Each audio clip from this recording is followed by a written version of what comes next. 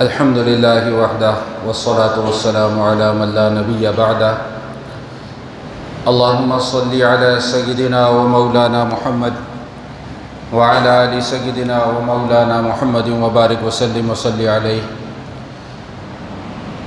رب اشرح لی صدری ویسر لی امری واحلل عقدۃ من لسانی یفقہوا قولی سبحان ربک رب العزۃ عما یصفون وسلام علی المرسلین والحمد للہ رب العالمین۔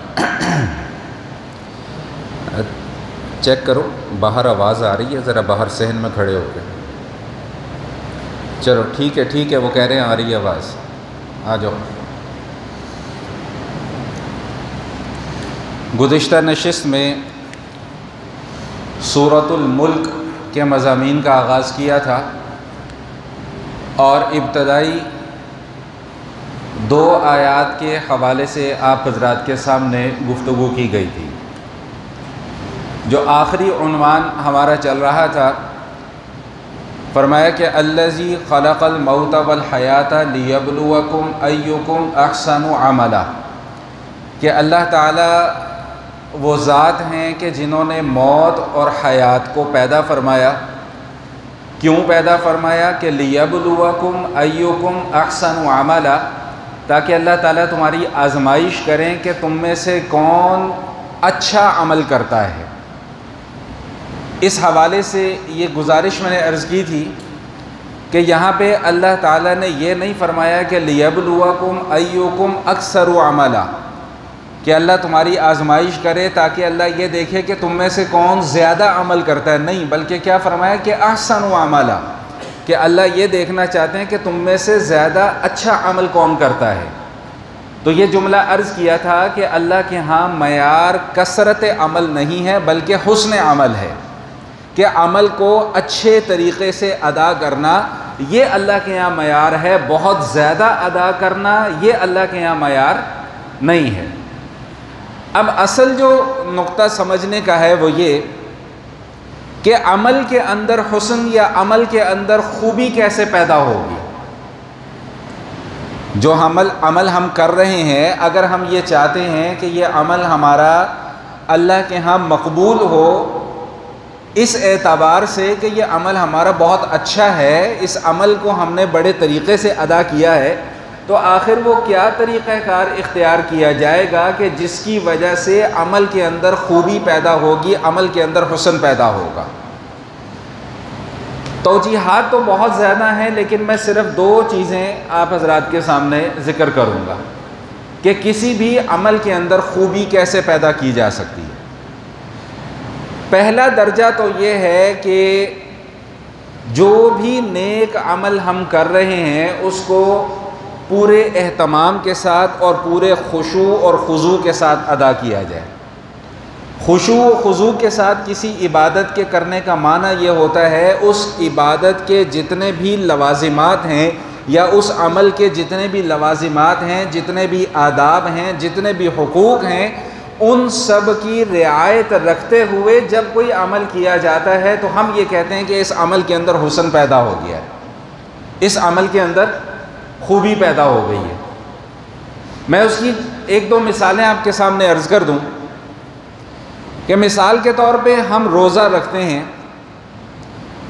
اب روزہ رکھنے میں بنیادی طور پہ 2 چیزیں ایسی ہیں کہ جن سے ہم نے رکنا ہوتا ہے۔ ایک تو ہمیں کھانے پینے سے رکنا ہے اور ایک ہمیں اپنی خواہشات کو پورا کرنے سے رکنا ہے۔ ان 2 چیزوں کا نام روزہ ہے۔ گویا اگر میں آسان الفاظ میں یوں سمجھانے کی کوشش کروں تو یہ بات بے جا نہ ہوگی کہ روزے کے اندر 2 فرض ہیں جو آپ نے ادا کرنے۔ ایک تو آپ نے کھانا پینا نہیں ہے جب تک کہ روزہ کھل نہیں جاتا، اور ایک آپ نے اپنی خواہشات کو پورا، جائز خواہش بیوی کے ساتھ اس کو پورا نہیں کرنا۔ تو جب آپ ان 2 چیزوں سے رک جائیں گے تو اس عمل کا کیا نام ہوگا؟ روزہ۔ لیکن اگر خدا نہ خواستہ کسی نے ان 2 میں سے کوئی ایک کام بھی کر لیا تو اس کا روزہ ٹوٹ جائے گا، اس کا روزہ ختم ہو جائے گا۔ یہ تو روزے کے بنیادی حقوق ہیں جو ہر کسی نے ادا کرنے ہی کرنے۔ اس کے علاوہ روزے کے کچھ آداب ہیں مثال کے طور پہ روزے کی حالت میں جھوٹ نہیں بولنا، روزے کی حالت میں غیبت نہیں کرنی، روزے کی حالت میں چغل خوری نہیں کرنی، روزے کی حالت میں کوئی بھی گناہ کا کام نہیں کرنا۔ میرا بات کرنے کا مقصد یہ نہیں ہے کہ روزے کے علاوہ یہ سارے کے سارے جائز ہیں، روزے کے علاوہ بھی سارے کے سارے ناجائز ہیں، لیکن روزے کی حالت میں زیادہ تاکید ہے کہ بھئی ان کاموں سے بچو۔ تو اب خدا نہ خواستہ اگر کوئی روزے کی حالت میں کوئی غیبت کر لیتا ہے تو ہم یہ نہیں کہتے کہ اس کا روزہ ٹوٹ گیا ہے، لیکن ہم یہ ضرور کہیں گے کہ اس نے روزے کے آداب کا خیال نہیں رکھا، تو لہٰذا اس روزے پر جو ملنے والا اجر تھا وہ اجر اب اس کا۔ بات سمجھ میں آ رہی ہے کہ نہیں آ رہی ہے؟ میں یہ عرض کرنا چاہ رہا ہوں کہ حسن عمل کیسے پیدا ہوگا، عمل کے اندر خوبی کیسے پیدا ہوگی؟ تو حسن عمل کب ہوگا کہ جب روزے کے جو حقوق ہیں، جو فرائض ہیں، ان کو بھی ادا کیا جائے، اور اس کے علاوہ روزے کے جتنے بھی آداب ہیں ان تمام کے تمام آداب کا لحاظ رکھتے ہوئے جب روزہ پورا کیا جائے گا تو اب ہم یہ کہیں گے کہ یہ حسن عمل ہے۔ یہ روزے کے اندر اب کیا پیدا ہو گئی بھائی؟ خوبی پیدا ہو گئی۔ مثال کے طور پہ حدیث شریف میں آتا ہے کہ حضور علیہ الصلوۃ والسلام نے فرمایا، مفہوم ہے، اللہ کمی بیشی معاف فرمائے، کہ جو شخص وضو کرے اور پھر اگلا جملہ یہ ارشاد فرمایا کہ اور اچھے طریقے سے وضو کرے، جو شخص وضو کرے اور پھر کیا فرمایا بھائی؟ اچھے طریقے سے وضو کرے، اور پھر وہ مسجد کی طرف چلے اور مسجد کی طرف جانے کا اس کا مقصد صرف اور صرف نماز کی ادائیگی کرنا ہو، تو اس کے اٹھنے والے ہر قدم پر اللہ تعالیٰ اس کا درجہ بلند فرما دیتے ہیں۔ اب یہاں پر بھی دیکھیے کہ حضور کیا فرما رہے کہ بھائی جو شخص وضو کرے، اتنا بھی کہہ دینا کافی تھا، لیکن فرمایا کہ بھائی اچھے طریقے سے وضو کرے۔ اب یہ اچھے طریقے سے وضو کرنا کیا ہوتا ہے؟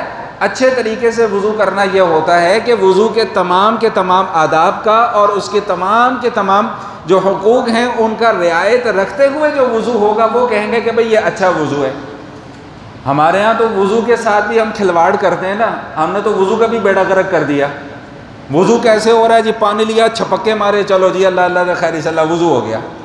اور خاص طور پہ جب کوئی مسجد کے اندر آ کے وضو کر رہا ہو، وہ ایک بندہ وضو کر رہا ہوتا ہے، پوری مسجد والوں کو پتہ چل رہا ہوتا ہے کہ حضرت صاحب جو ہے نا وہ وضو فرما رہے ہیں اس وقت۔ تو بھائی وضو کا بھی اپنا ایک طریقہ ہے، وضو کے بھی اپنے آداب ہیں، ہاتھ دھونے ہیں کس طریقے سے دھونے ہیں، کلی کرنی ہے کس طریقے سے کرنی ہے۔ اگر چہرہ دھونا ہے تو بھائی ایسے دھو کہ ساتھ والے کے اوپر پانی نہ گرے۔ ہم نے تو چھپکے مارنے ہوتے ہیں، خود بھی وضو نہا رہے ہوتے ہیں، اگلے والے کو بھی نہلا رہے ہوتے ہیں، تو وہ وضو تو نہ ہوا، پھر پانی نہ ضائع ہو اس طریقے سے وضو کرنا ہے کہ پانی نہ کسی طریقے سے ضائع ہو۔ ہاں تو نلکا کھول کے تو ہم بھول جاتے ہیں، پھر یہ جا تو وہ جا۔ تو میں کیا عرض کر رہا تھا کہ حسن عمل کیسے پیدا ہوگا؟ بھائی حسن عمل پیدا ہوگا اس طریقے سے پیدا ہوگا کہ جو عمل بھی کر رہے ہیں اس عمل کے تمام حقوق کی رعایت رکھتے ہوئے، تمام کے تمام آداب کی رعایت رکھتے ہوئے جب کوئی عمل کیا جائے گا تو وہ عمل کہلائے گا کہ یہ حسن عمل ہے۔ اسی کے متعلق ارشاد فرمایا کہ لِيَبْلُوَكُمْ أَيُّكُمْ أَحْسَنُ عَمَلًا، کہ بھائی اللہ تعالیٰ دیکھنا چاہتے ہیں کہ تم میں سے زیادہ اچھا عمل جو ہے وہ کون کرتا ہے۔ دوسرا بڑا اہم نقطہ ہے کہ بھئی حسن عمل کے لیے حسن نیت کا ہونا ضروری ہے۔ اچھے عمل کے لیے اچھی نیت کا ہونا ضروری ہے۔ اگر اچھے عمل کے لیے نیت اچھی نہیں ہے تو وہ عمل اچھے اعمال میں شمار نہیں ہوگا۔ حضور علیہ الصلوۃ والسلام ارشاد فرماتے ہیں انما الاعمال بالنیات، مشہور حدیث ہے، آپ سب کو یاد ہوگی کہ تمام کے تمام اعمال کا دار و مدار کس پر ہے بھائی؟ نیتوں پر۔ وَإِنَّمَا لِكُلِّ امْرِئٍ مَّا نَوَىٰ، اور حضور فرماتے ہیں کہ ہر شخص کو وہی کچھ ملے گا جو اس نے نیت کی ہوگی۔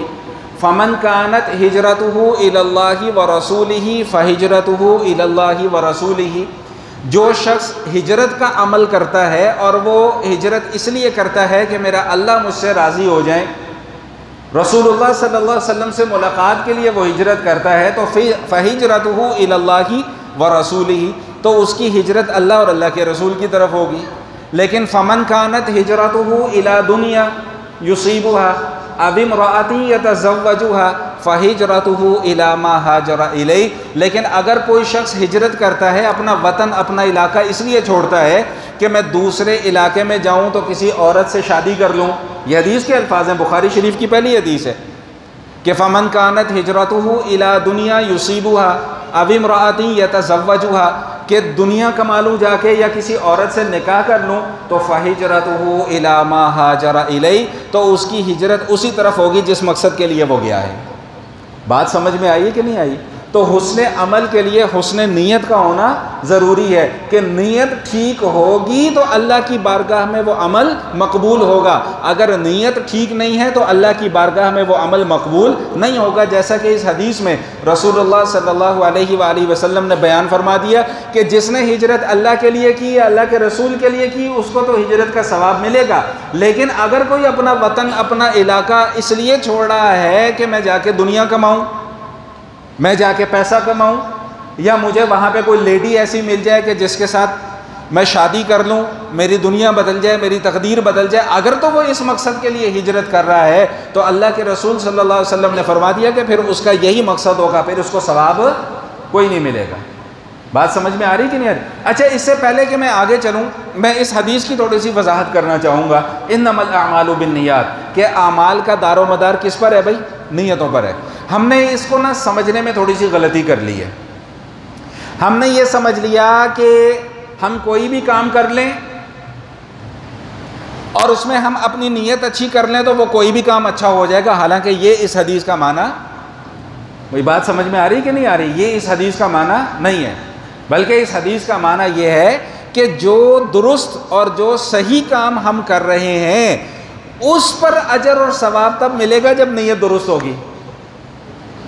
میں تھوڑی سی اس کو وضاحت کے ساتھ سمجھانا چاہوں گا کہ اگر خدا نہ خواستہ مثال دے رہا ہوں، کوئی شخص چوری کرتا ہے یا ڈاکہ ڈالتا ہے، اور وہ چوری اس لیے کر رہا ہے کہ اس سے جو میں پیسہ کماؤں گا وہ میں سارا کا سارا غریبوں میں تقسیم کر دوں گا، بھئی نیت تو اچھی ہے اس کی، تو اب کیا کہیں گے؟ انما الاعمال بالنیات، کہ چونکہ اس کی نیت اچھی ہے لہٰذا اس کا عمل بھی اچھا ہو گیا؟ نہیں، چوری کرنا پہلے بھی حرام تھا، چوری کرنا اب بھی حرام ہی رہے گا، اور اس اچھی نیت کی وجہ سے اس کی چوری جائز نہیں ہو جائے گی۔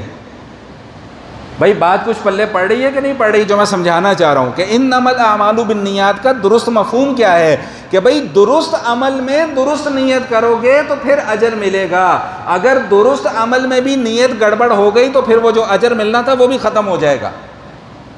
ایک آدمی نماز پڑھ رہا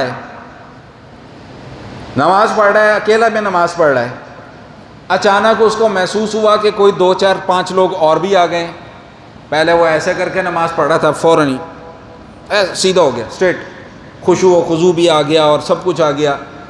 کیوں؟ تاکہ لوگ دیکھیں کہ جی میں بڑے اچھے طریقے سے نماز پڑھ رہا ہوں۔ اب نماز پڑھنا کتنا افضل عمل ہے، کتنا بہترین عمل ہے، لیکن صرف ایک اس نیت کے کھوٹ کی وجہ سے وہ پورا کا پورا عمل برباد ہو گیا۔ یہ معنی ہے انما الاعمال بالنیات کا، کہ اعمال کی قبولیت کا دار و مدار نیت پر ہے۔ اگر اعمال پر اجر تبھی ملے گا جب نیت درست ہوگی، جب نیت درست نہیں ہوگی تو پھر اعمال پر بھی اجر نہیں ملے گا۔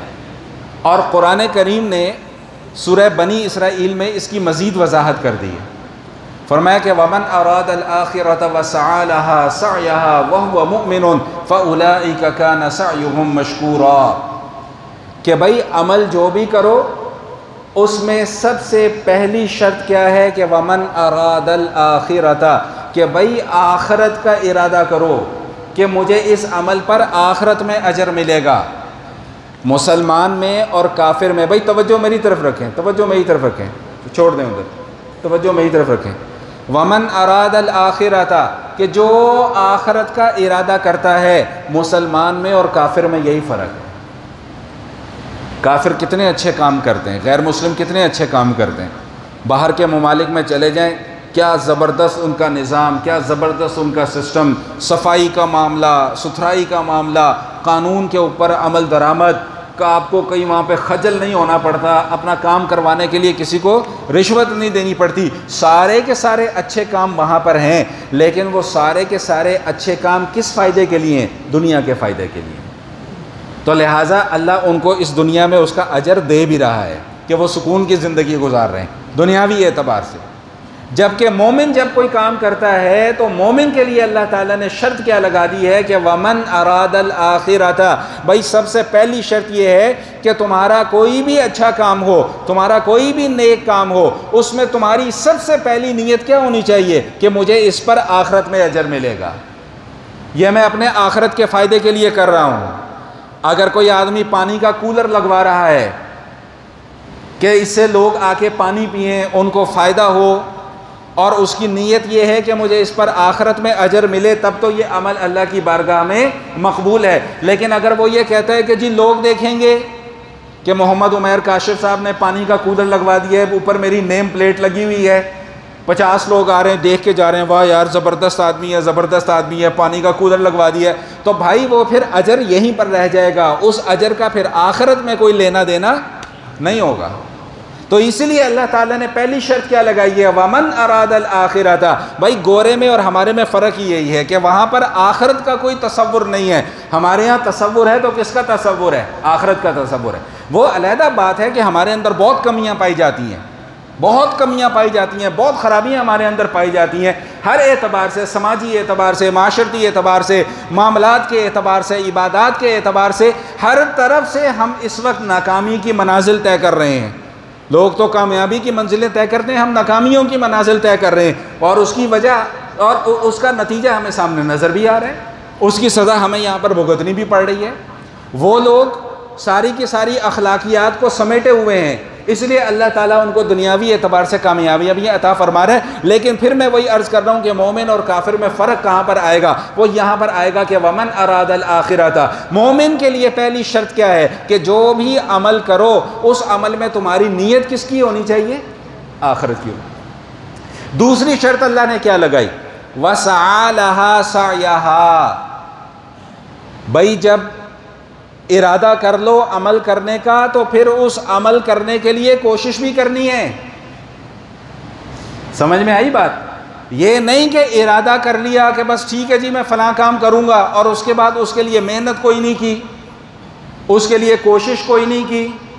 تو اللہ کہہ رہے ہیں کہ آخرت کے ارادے کے بعد وَسَعَى لَهَا سَعْيَهَا، بھائی اس کے لیے آپ کو محنت بھی کرنی پڑے گی، طریقہ کار بھی آپ کو وہ اختیار کرنا پڑے گا جو رسول اللہ صلی اللہ علیہ وآلہ وسلم نے بتلایا ہے، تبھی تمہاری نیکی تصور کی جائے گی۔ اگر تم کوئی اپنا طریقہ بیچ میں ایڈ کرنے کی کوشش کرو گے تو پھر وہ تمہاری نیکی نہیں ہوگی۔ بھائی ایک مسئلہ بڑا مشہور ہے، عصر کی نماز کے بعد نفل پڑھنا منع ہے، ایسا ہی ہے، اور جب فجر کا وقت شروع ہو جائے تو سوائے فجر کی 2 سنتوں کے کوئی اور نفل نماز، بولیں بھائی زور سے بولیں، نہیں پڑھی جا سکتی۔ سعید بن مسیب رحمۃ اللہ تعالیٰ علیہ، نام سنا ہوگا آپ حضرات نے، بہت بڑے تابعی ہیں، مسجد میں بیٹھے ہوئے تھے تو فجر کے وقت میں یا عصر کی نماز کے بعد کوئی ایک شخص جو ہے وہ نفل نماز پڑھنے لگا، تو سعید بن مسیب رحمۃ اللہ تعالیٰ علیہ نے پتھر اٹھایا اور اس کو پتھر مارا۔ وہ نماز پڑھ رہا ہے، کتنا اچھا کام کر رہا ہے، نماز پڑھ رہا ہے، آپ پتھر مار رہے ہیں۔ تو جب اس نے نماز ختم کی تو وہ سعید بن مسیب رحمۃ اللہ تعالیٰ علیہ کے پاس آیا اور کہنے لگا کیا ہمیں اب نماز پڑھنے سے بھی روکا جائے گا؟ آپ مجھے نماز پڑھنے سے روکتے ہیں؟ جواب سنیے گا، فرمایا کہ میں تمہیں نماز پڑھنے سے نہیں روک رہا، میں تمہیں خلاف سنت نماز پڑھنے سے روک رہا ہوں۔ بھائی نماز پڑھنا تو بہت اچھا عمل ہے، لیکن یہی عمل اگر سنت کے خلاف ہوگا تو پھر وہ اچھا عمل بھی اچھا عمل نہیں رہے گا۔ بھائی عصر کی نماز کے بعد نفل پڑھنا منع ہے، اللہ کے نبی نے منع فرما دیا، تم اس وقت نماز پڑھ رہے ہو، تم اس وقت نفل کی ادائیگی کر رہے ہو، تو تمہارا یہ اچھا عمل تو نہ رہا نا پھر۔ تو اس لیے قرآن کریم نے پہلے یہ 2 شرطیں لگا دی ہیں کہ وَمَنْ أَرَادَ الْآخِرَةَ وَسَعَى لَهَا سَعْيَهَا وَهُوَ مُؤْمِنٌ فَأُولَئِكَ كَانَ سَعْيُهُمْ مَشْكُورًا، کہ بھائی آخرت کا جو ارادہ کرے اپنے عمل میں، دوسرے نمبر پر پھر اس عمل کے لیے کوشش بھی کرے، اور تیسرے نمبر پر سب سے بنیادی شرط جس پر میں ہمیشہ بات کیا کرتا ہوں کہ وَهُوَ مُؤْمِنٌ، بھائی اعمال سارے کے سارے کب قابل قبول ہوں گے؟ جب ایمان کی حالت میں کیے جائیں گے۔ اگر ایمان نہیں ہے تو جتنے مرضی اچھے عمل کر لو، اس کا اجر اللہ اس دنیا میں دے جائے گا، لیکن آخرت میں پھر اس کے لیے کچھ نہیں ہوگا۔ ہاں اگر ایمان ہے تو اگر ایک چھوٹی سی بھی نیکی کر لی ہے، چھوٹی سی بھی نیکی کر لی ہے تو وہ آخرت میں اللہ کے ہاں وہ چھوٹی سی نیکی بھی مقبول ہوگی۔ اور اگر ایمان نہیں ہے تو احد پہاڑ کے برابر بھی اچھے کام کر لیے ہیں، آخرت میں ان کا کوئی اجر ملنے والا نہیں ہے، وہ دنیا میں ہی اللہ ان کو ان کا اجر دے کر ان کا معاملہ یہاں پر صاف کر دے گا۔ اللہ تعالیٰ ان اللہ لیس بظلام للعبید، اللہ اپنے بندوں کے ساتھ ظلم کرنے والے نہیں ہے۔ اگر کوئی اچھا کام کر رہا ہے آخرت کے لیے کر رہا ہے تو اللہ نے اس کا اجر آخرت میں رکھا ہوا ہے، اگر کوئی اچھا کام کر رہا ہے دنیا کے لیے کر رہا ہے تو اس کا اجر اللہ اس کو دنیا میں عطا فرما دیں گے، لیکن آخرت میں پھر اس کا کھاتا کلیئر ہو جائے گا۔ تو بات کہاں سے چلی تھی کہ بھائی اللہ تعالیٰ کے ہاں معیار کثرت عمل نہیں ہے، اللہ کے ہاں معیار حسن عمل ہے۔ اور حسن عمل کیسے پیدا ہوگا؟ نمبر ایک میں نے آپ کو بتلا دیا کہ جو عمل بھی کر رہے ہیں اس عمل کے تمام جب تک آداب کا اور حقوق کا لحاظ نہیں رکھا جائے گا عمل کے اندر حسن پیدا نہیں ہوگا۔ دوسرے نمبر پر جب تک حسن عمل کے ساتھ ساتھ حسن نیت نہیں ہوگی وہ عمل اللہ کی بارگاہ میں مقبول نہیں ہوگا۔ تو نیت کیا ہونی چاہیے جب بھی کوئی نیک عمل کر رہے ہو کہ میری اس نیک عمل سے نیت یہ ہے کہ میں اپنے اللہ کو راضی کرنا چاہتا ہوں، میرا اللہ مجھ سے راضی ہو جائے۔ کل کو جب میں حضور علیہ الصلاۃ والسلام کی بارگاہ میں پیش ہوں، حضور کے دربار میں جب حاضری ہو کل قیامت والے دن، تو میں حضور کے دربار میں سرخ روح ہو کر پیش ہوں، میں حضور کے دربار میں شرمندگی کے ساتھ پیش نہ ہوں۔ وَمَنْ أَرَادَ الْآخِرَةَ وَسَعَى لَهَا سَعْيَهَا وَهُوَ مُؤْمِنٌ فَأُولَٰئِكَ كَانَ سَعْيُهُمْ مَشْكُورًا۔ آخری نتیجہ پھر اللہ کیا بتا رہے ہیں کہ بھئی جو یہ تین کام کر کے آئے گا تو فَأُولَٰئِكَ كَانَ سَعْيُهُمْ مَشْكُورًا، پھر ہم اس کے اس عمل کی قدر بھی کریں گے، پھر اس کے عمل کو قدر سے نوازا جائے گا۔ تو بات میں کیا کر رہا تھا کہ حسن عمل کے ساتھ ساتھ حسن نیت کا ہونا بھی ضروری ہے۔ یہی وجہ ہے یہ جو فرمایا نا انما الاعمال بالنیات، اس کی تفسیر میں نے ابھی آپ کے سامنے بیان کر دی۔ یہی وجہ ہے کہ اکثر اعمال ایسے ہیں کہ جن میں اگر نیت نہیں ہے نا، ایک تو ہے کہ اچھی نیت نہیں ہے، ایک یہ کہ نیت ہی نہیں ہے، وہ عمل بھی اللہ کی بارگاہ میں مقبول بولیں بھائی نہیں ہوتا۔ مثال کے طور پہ روزہ ہے، آپ نے علماء سے سنا ہوگا، علماء کیا بتاتے ہیں کہ روزے میں نیت کرنا کیا ہے بھائی؟ فرض ہے، بغیر نیت کے روزہ نہیں ہوتا۔ اب روزے میں نیت کیا ہے؟ آپ صبح سحری میں اٹھے، ٹھیک، کوئی موڈ نہیں ہے روزہ ووزہ رکھنے کا، بھوک لگ رہی ہے اس لیے اٹھ گئے، کھانا شانا بھی کھا لیا، ابھی تک آپ کے ذہن کے اندر کوئی ایسی بات نہیں ہے کہ یار میں کو روزہ رکھوں گا۔ اس کے بعد آپ نے سارا دن کچھ بھی نہیں کھایا پیا اور افطاری میں آپ نے کھابے پاڑ لیے، اس کے بعد ڈکاریں بھی مار لیں، آپ یہ سمجھ رہے ہو کہ میرا روزہ ہو گیا، حالانکہ وہ روزہ نہیں ہوا۔ کیوں؟ اس لیے کہ وہاں پر نیت ہی روزہ رکھنے کی موجود بولیں بھائی نہیں تھی۔ بھائی یہ روزمرہ کے مسائل ہیں، اس لیے آپ کے سامنے، کیونکہ بات تو کسی اور موضوع پہ چل رہی تھی لیکن یہ درمیان میں آ گیا تو میں نے سوچا چلو یہ بھی بیان کر دوں۔ تو بہت سارے اعمال ایسے ہیں کہ جن میں نیت ضروری ہے۔ نماز پڑھ رہے ہیں، جمعے کی نماز کے فرض ادا کر رہے ہیں، نیت ہی نہیں کی، پتہ ہی نہیں ہے کیا پڑھ رہے ہیں کیا نہیں پڑھ رہے ہیں، وہ جمعہ وہ نماز نہیں ہوئی۔ نیت فرض ہے، ارادہ کرنا فرض ہے، اور نیت کس چیز کا نام ہے؟ ارادے کا نام ہے۔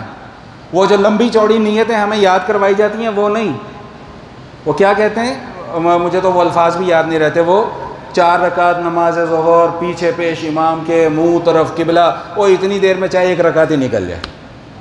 میں ایک دن نماز پڑھانے لگا تو میں نے وہ اللہ اکبر کہہ کے نیت بھی باندھ لی، میں ثنا بھی پڑھنا شروع ہو گیا، پیچھے ایک صاحب کی آواز آ رہی، وہ بیچارے ابھی تک اپنی نیت ہی نہیں پوری کر پا رہے، 4 رکعت نماز فلانی اور فلانی اور فلانی۔ اور بھائی نیت دل کے ارادے کا نام ہے، یہاں سے جو ارادہ آپ کر رہے ہیں نا اس کا نام نیت ہے۔ آپ صبح سحری میں اٹھے، اس ارادے سے نہیں اٹھے کہ مجھے بھوک لگ رہی ہے میں پیٹ بھر لوں، بلکہ اس ارادے سے اٹھے کہ میں نے روزہ رکھنا ہے، نیت ہو گئی۔ سمجھ رہے بات کہ نہیں سمجھ رہے؟ کسی جگہ پر میرا ایک دفعہ بیان تھا تو وہاں پر میں نے یہ مسئلہ بیان کیا، پتہ نہیں شاید جنازہ پڑھانا تھا یا کیا تھا، وہ جناب صاحب وہ سارے میرے خلاف ہو گئے وہاں پہ، مولوی نے کی مسئلہ داسی تھا۔ اور بھائی یہی تو ہماری سب سے بڑی مصیبت ہے، کہ ہم ساری زندگی ایک غلط راستے پہ چل رہے ہیں، اور 50 سال کے بعد جب ہمیں کوئی صحیح بات سننے کو ملتی ہے ہم کہتے ہیں لو ساری زندگی تو ہم یہ سنتے آ رہے ہیں. تو بھائی ساری زندگی ہم یہ سنتے آ رہے ہیں، یہ کوئی دلیل ہے؟ بولیں بھائی، یہ کوئی دلیل نہیں ہے. سمجھ رہے ہیں بات میری کہ نہیں سمجھ رہے ہیں؟ تو بھائی نماز کی بھی نیت کیا ہے؟ جب آپ انشاءاللہ ابھی تھوڑی دیر کے بعد جب ہم جمعہ کی نماز ادا کرنے کے لیے کھڑے ہوں گے، آپ نے بس دل کے اندر ارادہ کیا کرنا ہے کہ امام کے پیچھے میں جمعہ کی نماز ادا کر رہا ہوں، آپ کی نیت ہو گئی. ٹھیک؟ اور یہ بھی یاد رکھیے گا، ہاں بات پھر ادھر سے ادھر ہو جائے گی، سلپ نہ ہو جائے، لیکن بات یاد آ گئی کہ بھائی جب آپ امام کے پیچھے ہیں نا، امام کے پیچھے، تو امام کی اقتداء کی نیت کرنا ضروری ہے، وگرنہ آپ کی نماز نہیں ہوگی. امام کی اقتداء کا کیا مطلب کہ میں اس امام کے پیچھے، بولیں بھائی کیا ہو گیا بھائی، میں اتنا زور لگا رہا ہوں، میرا گلا، یار پانی لے کے آؤ تھوڑا سا گلا خشک ہو گیا میرا، میں اتنا زور لگا رہا ہوں، آپ لوگ رسپانس ہی کوئی نہیں کر رہے. تو بھائی امام کے پیچھے جب نماز پڑھ رہے ہو تو امام کی اقتداء کرنا، بولیں بھائی، ضروری ہے. اقتداء کی نیت کرنا ضروری ہے. اگر نیت نہیں کرو گے تو نماز نہیں ہوگی. امام کی تو ہو جائے گی، آپ کی نہیں ہوگی. اس لیے امام کے ساتھ بنا کے رکھا کرو. ہاں اس لیے میں کہتا ہوں امام کو تنگ نہ کیا کرو، امام کے ساتھ بنا کے رکھا کرو، دوستی لگا کے رکھا کرو. بھائی ہماری نمازوں کا ذمہ دار ہے وہ. اگر امام یہ کہہ دے کہ میں اپنی اکیلی نماز پڑھ رہا ہوں تو کمال یہ ہے کہ آپ کی بھی نماز ہو جائے گی، امام کی تو ہو ہی جائے گی. لیکن آپ لوگوں پر یہ پابندی ہے کہ بھئی آپ نے امام کی اقتداء کی نیت کرنی ہے. بڑی پرانی بات ہے، کوئی 10-15 سال پرانا، مجھے ایک واقعہ یاد آ گیا. چلو لطیفہ ہی صحیح اور واقعہ بھی صحیح، سچا واقعہ میرے ساتھ پیش آیا. کہیں سے آ رہا تھا میں، مجبوری کے تحت رکشے میں آ رہا تھا. تو میں نے وہ رکشے والے کو کہا، میں نے کہا یار ذرا جلدی چلاؤ، میں نے جا کے عشاء کی نماز پڑھانی ہے. بھئی الفاظ پہ غور کیجئے گا، میں نے کیا کہا کہ میں نے عشاء کی نماز پڑھانی ہے. اب وہ رکشے والے کو ہوا اچھا یہ تو پیچھے مولوی بیٹھا ہوا ہے کوئی میرے، تو وہ مجھے کہنے لگا مولوی صاحب آپ سے ایک سوال کروں، جواب دے دیں گے آپ؟ میں نے کہا یار کوشش کروں گا. وہ اس نے پنجابی زبان میں کہا، میں بڑے بڑے مولویوں کو سوال پوچھا، کسی نے میرے سوال دا جواب نہیں دیتا. میں نے کہا بھائی تو سوال تو بتا مجھے. کہتا وہ ہماری، بڑا لمبا چوڑا ہے میں اس کو مختصر کر رہا ہوں. کہتا جی وہ ہماری مسجد کے مولوی صاحب ہیں، وہ ایک دن کہیں جا رہے بڑی جلدی. میں کہا مولوی صاحب کتنے چلے ہو؟ کہتا جی میں نماز پڑھان چلا. تو کہتا میں نے ان سے یہ سوال کیا کہ آپ نماز پڑھانے جا رہے ہیں تو آپ کی اپنی نماز کدھر گئی؟ سوال سمجھ میں آیا؟ بھائی میں بھی اگر آپ کو نماز پڑھا رہا ہوں تو میں کیا نیت کروں گا کہ میں جمعے کے 2 فرض پڑھا رہا ہوں. کہتا جی آپ کی اپنی نماز کی نیت کہاں گئی؟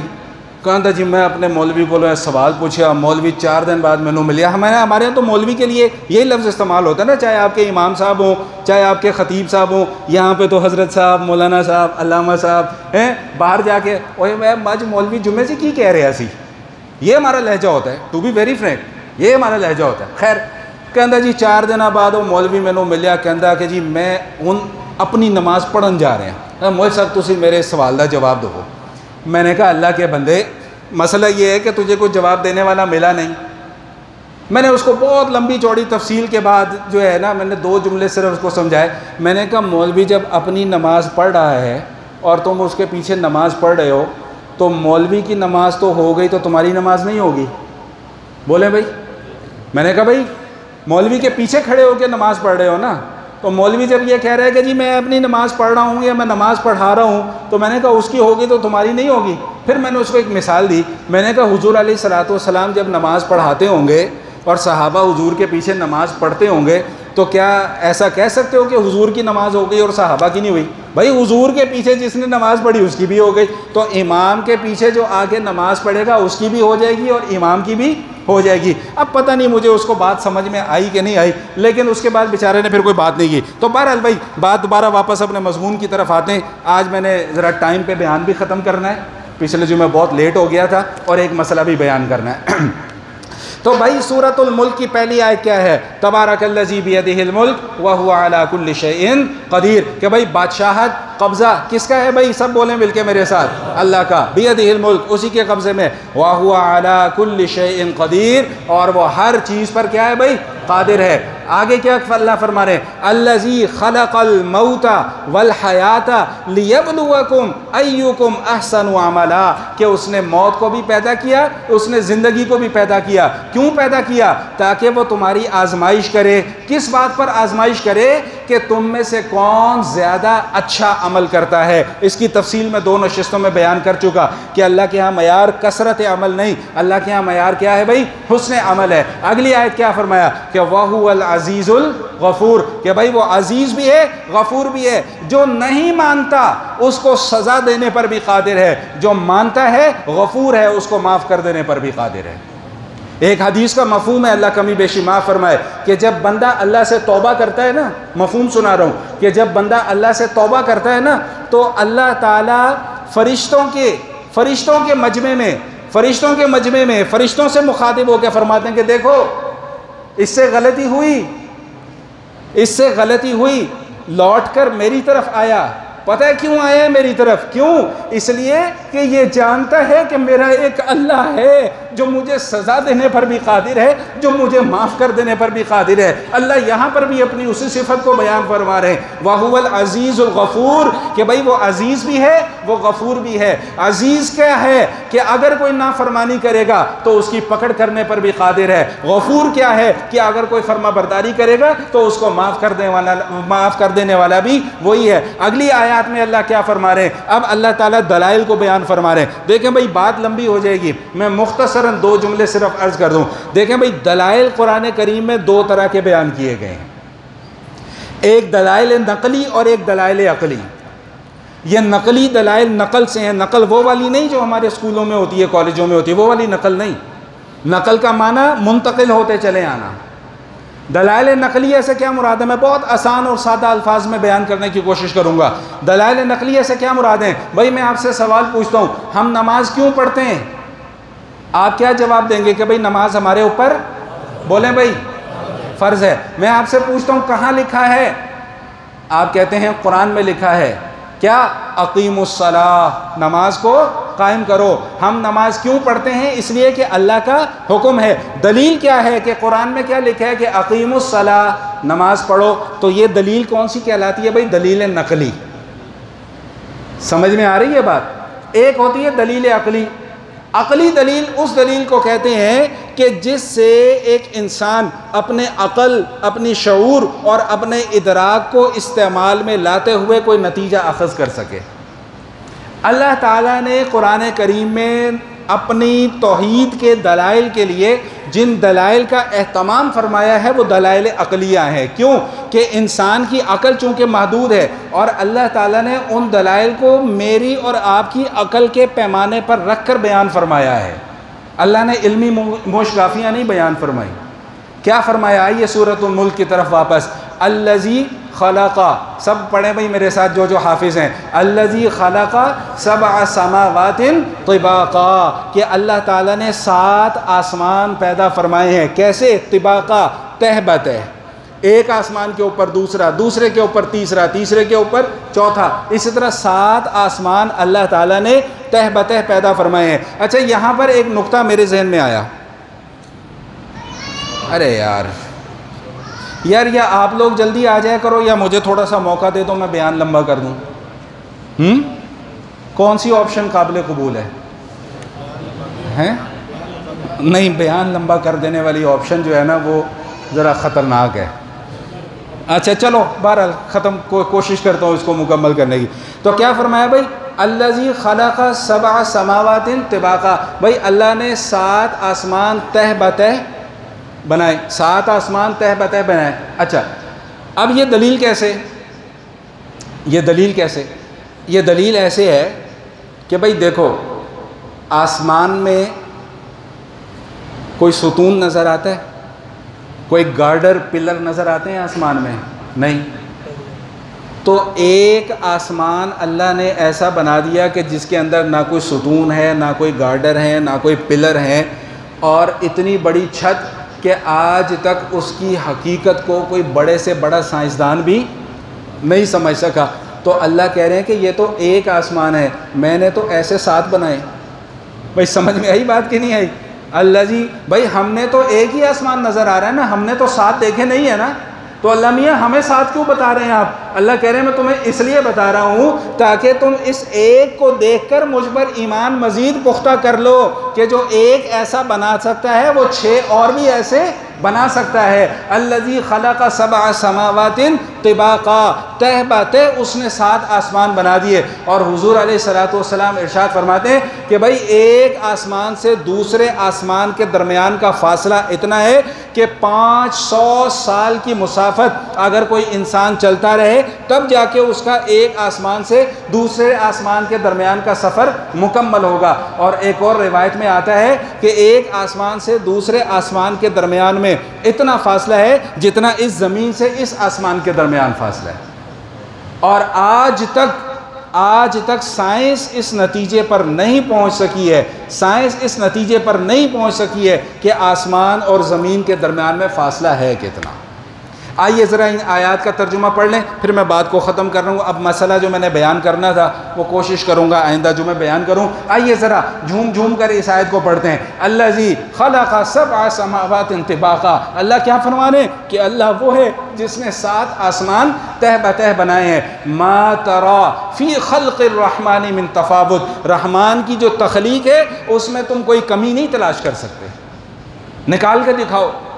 آسمان کے اندر کوئی عیب ڈھونڈ کر دکھاؤ، زمین کے اندر کوئی عیب ڈھونڈ کر دکھاؤ، اپنے وجود کے اندر کوئی عیب ڈھونڈ کر دکھاؤ۔ کیسے اللہ تعالیٰ نے تمہاری آنکھیں اس جگہ پر لگائیں جہاں آنکھوں کی ضرورت تھی، کہاں اللہ نے کیسے تمہاری ناک اس جگہ پر لگائی جہاں پر ناک کی ضرورت تھی، کیسے اللہ نے تمہارے کان اس جگہ پر لگائے جہاں کانوں کی ضرورت تھی، کیسے اللہ پاک نے تمہارے پیر اس جگہ پر لگائے جہاں پر پیروں کی ضرورت تھی۔ اب ذرا چشم تصور سے جائزہ لیں، اگر ہمارے پیروں کی جگہ ہمارے ہاتھ ہوتے اور اگر ہمارے ہاتھوں کی جگہ ہمارے پیر ہوتے تو انسان کیسا بھدا لگتا، کیسا بدنما لگتا۔ اللہ کہہ رہے ہیں ما ترا فی خلق الرحمن من تفاوت، کہ بھائی کوئی کمی تلاش کر کے دکھاؤ۔ اگلی آیت فرجع البصر، دوبارہ دیکھو آسمان کی طرف، فرجع البصر، دوبارہ آنکھیں گھماؤ آسمان کی طرف، هل ترى من فطور، کیا تمہیں آسمان کے اندر کوئی سوراخ نظر آتا ہے؟